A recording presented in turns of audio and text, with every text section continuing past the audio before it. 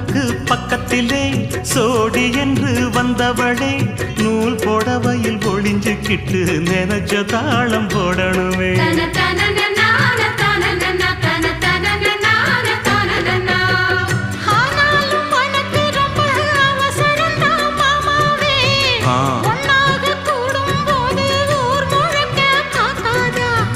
பார்த்தாலும் தவறு இல்ல பனியுறங்கும் ரோசாவே உன்னால சொத்த வச்ச மூக்குலதான் வைக்காத